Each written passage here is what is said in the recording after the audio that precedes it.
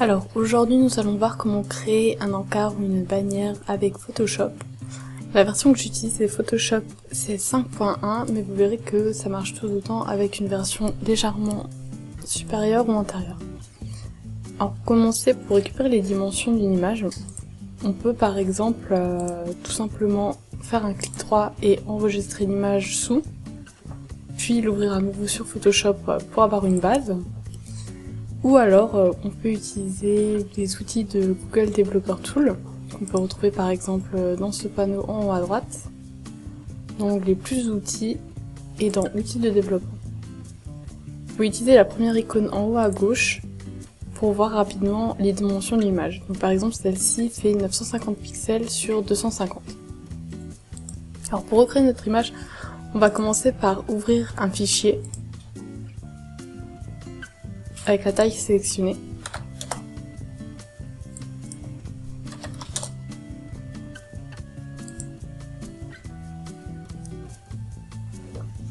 Donc notre première étape pour commencer, c'est de choisir une couleur de fond pour notre encart.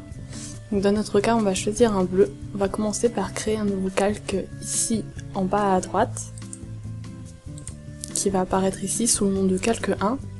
Puis cliquer sur le nuancier dans la barre latérale de gauche et choisir une couleur qui nous convient. Donc ici on va prendre un bleu clair. On va ensuite remplir toute la zone avec l'outil de remplissage, l'outil pot de peinture, et cliquer sur la zone. Deuxième étape, c'est de coller donc notre image qu'on va prendre, donc la photo d'une personne ici à gauche. Donc tout simplement aller dans Fichier, puis Importer. Donc on va choisir notre photo en PNG ici. Et elle apparaît de cette manière. Donc vous pouvez voir qu'on peut ensuite changer la taille de cette image en prenant un des coins. On reste appuyé sur le bouton Shift juste en dessous de la touche majuscule. Et on peut étirer ou rétrécir l'image tout en conservant les proportions.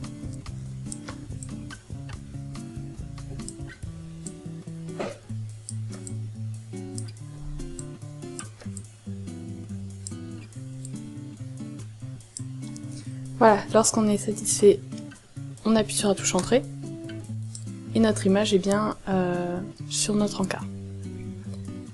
Pour notre prochaine étape, on va écrire le nom des titres et du slogan. Donc pour cela, cliquez sur l'icône de texte dans la barre latérale gauche, puis définir la zone de texte sur notre encart. Pour changer la couleur de notre texte, tout simplement aller sur cette icône ici à droite dans Caractères.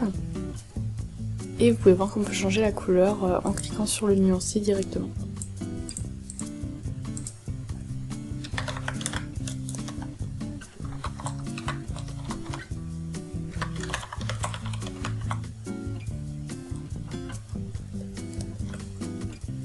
Donc on peut sélectionner toute la phrase et mettre le tout en majuscule en cliquant sur l'icône tout en capital. On peut également changer la taille du texte ici.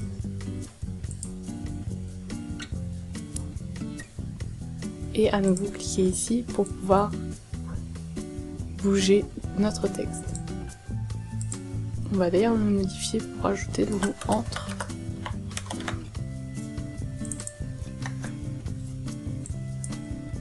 Et le réduire un peu.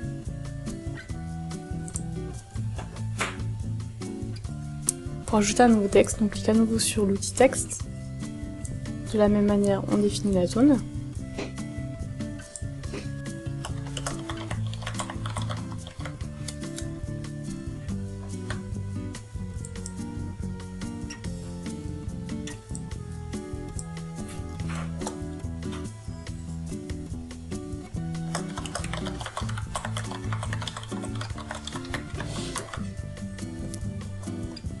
Mais pour cette partie du texte, on va utiliser par exemple notre famille de caractères, donc par exemple Open Sans, et enlever l'option tout en capital. On peut ensuite modifier la taille jusqu'à ce que cela nous convienne.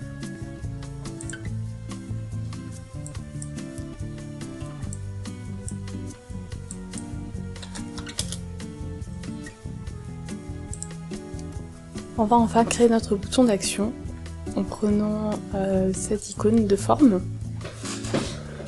Donc on peut choisir parmi une forme carré ou rectangle avec des bords droits, un outil rectangle arrondi, un rond, un outil polygone, etc. On va choisir l'outil de forme de rectangle arrondi et lui donner un rayon de 5 pixels et également changer sa couleur en un jaune orangé. Puis on dessine tout simplement la forme qui apparaît ici. Et à nouveau, on va réécrire un texte en prenant la largeur du rectangle, en écrivant par exemple « En savoir plus ».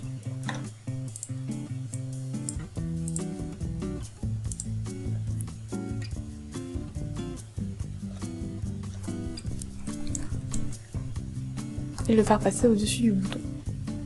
On peut également rajouter des effets à notre encart, par exemple un dégradé sur le fond. Donc on clique à nouveau sur notre nuancier. On peut directement cliquer sur le fond pour récupérer notre couleur et ajuster ici et là la couleur pour en obtenir une légèrement plus foncée. Puis on va reprendre notre outil pot de peinture, sauf qu'on va rester cliquer dessus et on va sélectionner l'outil dégradé. On choisit bien un outil dégradé qui va vers une couleur transparente. Puis on sélectionne le point de départ.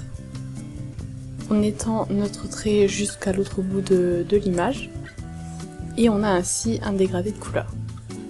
On peut également sélectionner notre image ici de la photo. Double-cliquer dessus. Nous avons donc un nouveau panneau qui s'ouvre. Et lui donner un effet d'ombre portée. Donc on clique pour activer cette fonction ici, et on peut voir ici que sous l'image on a un effet d'ombre portée qu'on va pouvoir ajuster. Donc tout d'abord on va pouvoir décocher cette case et choisir un angle de 90 degrés.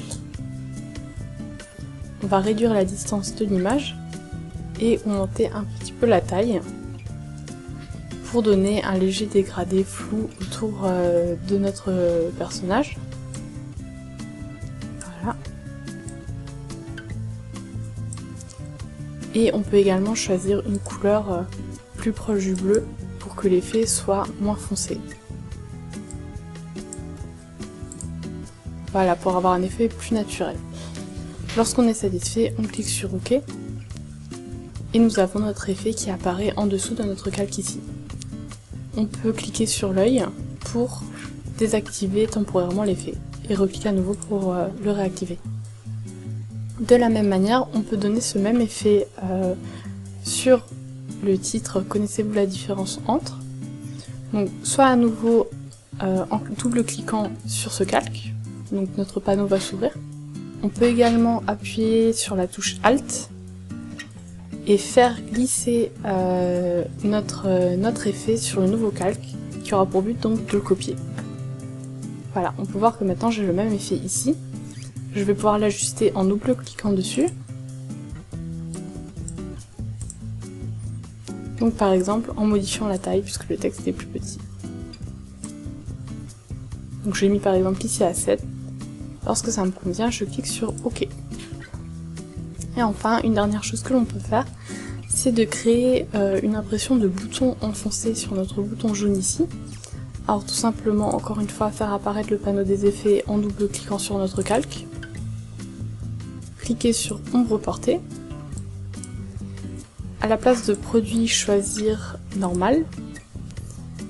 Décocher à nouveau, utiliser l'éclairage global. Choisir un angle de 90 degrés. Et dans taille, réduire cette option à 0. Et maintenant, on va mettre l'opacité donc à 100% et changer cette couleur noire en une couleur plus proche de celle qu'on a choisie pour notre bouton. Donc à nouveau, on va cliquer dessus et on va jouer un petit peu avec les paramètres pour trouver une couleur un peu plus foncée qui nous convient.